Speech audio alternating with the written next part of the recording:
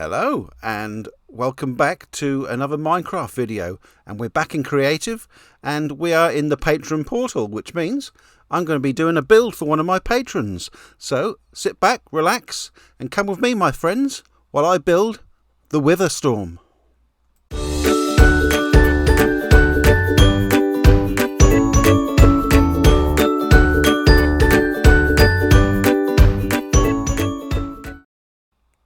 So this build is for Harry, the Witherstorm.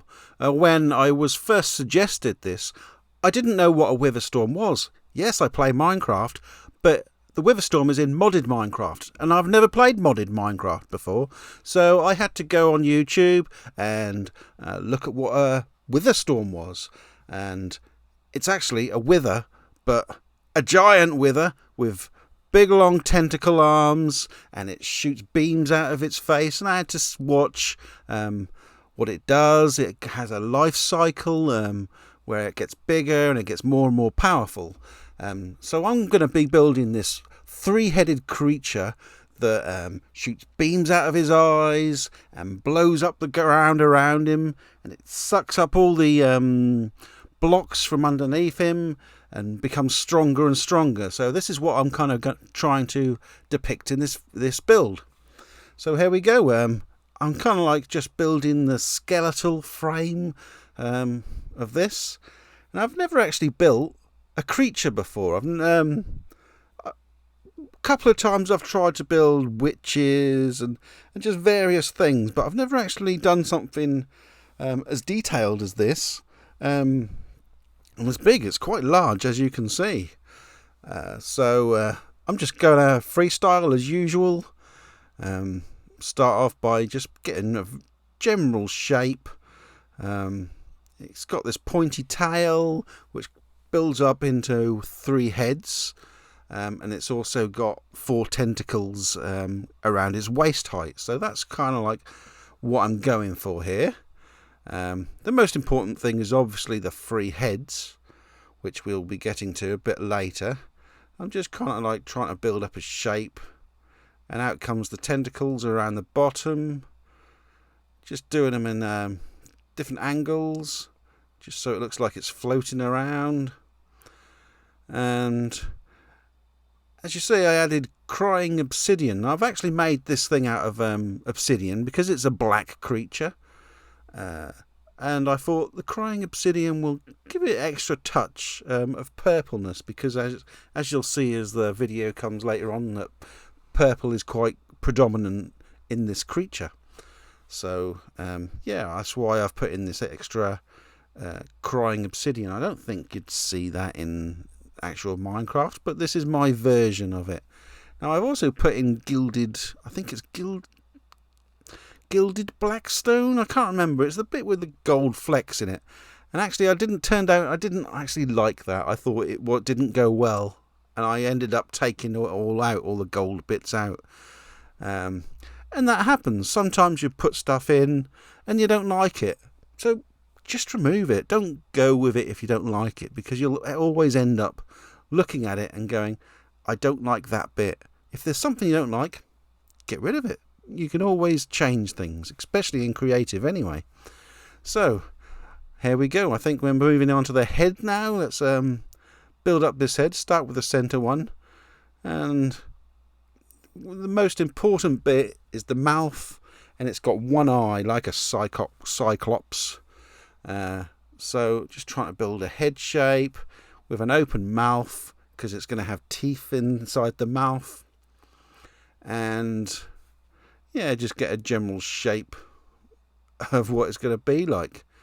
And there we go, just trying to work out and put it in the eye. I used what's this, polished terracotta, purple terracotta, so it gives it that shape. I'm just trying to get the right shape there of the eye, and there we go. And I'm just being quite rough with this, because this creature is a kind of rough creature. It grows and it evolves as it sucks up all the blocks and all the mobs as well around him. It'll just suck it up and become stronger and bigger.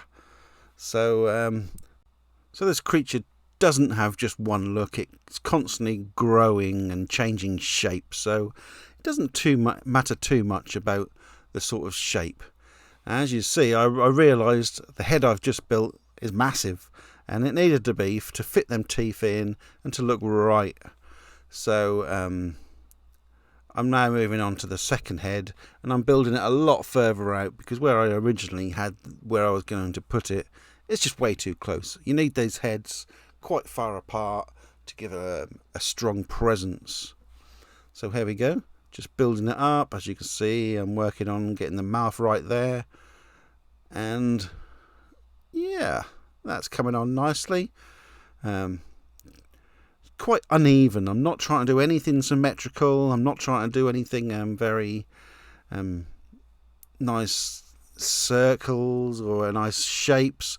It's very jagged and uneven.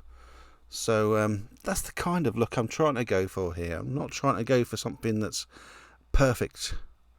It's very much not meant to be perfect. So here we go. Let's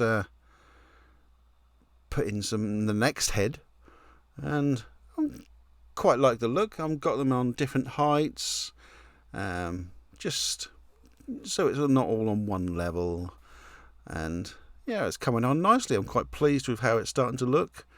Once this third head goes in, I think we'll start to get a feel of how this creature's going to be. So yeah, this is actually a Patreon build, like I said. It's for Harry, I said earlier, and if you want to be a Patreon, go over to my Patreon webpage. It's in the descriptions below, and I have all sorts of benefits, including having a build made for you, and lots of other things as well. So check it out, see what you think. It's the only way I actually make money from my YouTube videos. I'm not monetized yet, not until I get 1,000 subscribers. So while I'm talking about subscribers, please go ahead and subscribe if you haven't yet. I'm still trying to get that push towards 1,000. I'm on about 400 now, which is I'm doing quite well. I'm quite pleased with the progress, but I'm really trying to get to that 1,000 to start making money from these videos. So please don't forget to subscribe, comment, like, all that. It all helps generate interest in the videos I make. And yeah, if you haven't seen any more of my work or my videos, I do all sorts of things. I'm a variety YouTuber, so I do games, and a lot of the times I do vlogs on theme parks, on fun fairs, different attractions, all sorts of things. So go and check out all the other things I do. There might be other things you're interested in, or maybe didn't even know you'd be interested in until you see my vlogs. So check them out, see what you think. I'd love to hear what you think of them. Let me know in the comments. So back to this Witherstorm. How's it getting on? Well, I'm just trying to rebuild the shape. Now I've changed the size. I'm just trying to make it look right, look within scale. I've blown up the ground below me, as you saw earlier, because I want to set a scene below of the Witherstorm has come along and it's destroyed this area. It's going to be a destroyed village that used to be there, and I want to give it the feel of like it's actually destroying things, and there's a lot of action to this scene. So yeah, I want it to look like there's stuff going on. So I'll have a kind of like a destroyed few buildings that have been destroyed by it, and yeah, we'll see how that goes when I get there. Okay, so let's have a little work on the ground below, building this scene up. So I'm going to do some more holes, make this hole a bit deeper, just a bit more jagged down below, just using the old TNT to blow up some areas. It's pointless digging it out because the Witherstorm blows things up, so you might as well blow up the ground. So I'm just going to put in a few campfires to set off the smoke, and then I use the nether rack and set light to that, and that will give a constant fire that will never go out. So we have fire and we have smoke, and then in amongst all that I'm going to have some broken down buildings. Now I have built destroyed buildings before, and what I've done before is built the building and then literally destroyed it. But this time I just wanted to build parts of the building, just little bits here and there, like it's just been completely wiped out. This village has. It hasn't stood a chance against this Witherstorm. I've seen videos of what this Witherstorm does, and it's just unbelievable. There's no way anything could stand a chance against that. If you're near it, you're going to get killed by it. It's just a tough beast. So there I am. I'm just going to build few, just like sections of houses here and there. And there we go. We've got a few there. Light it up, and also this fire also sets off the lighting for the scene, because there's not a lot of light. As you can see, it's dark at the minute. I like my builds to be lit up, as well as, oops, the house is on fire. I got the fire too close to the house, but that's okay. That's what would have happened. So just leave it, let it go. Building up another one. And yeah, I always do a build that looks good at night as well as it does during the day, because I think that's important. It goes through day and night cycles, so you might as well have your build looking good at night time, because it can look really great with lighting. It can really change a build from day to night. So I always make sure I have a good lighting in my builds. So the scene below is coming on quite well. I'm quite pleased with it. We've got a couple of old houses been completely wiped out. Just put another one in there. Put a few bits and pieces, a few finishing touches around. And the last thing I'm going to put in, oh no, the next thing I'm going to put in is the beams coming out of his eyes. They're kind of like these purple beams that come out and destroy things.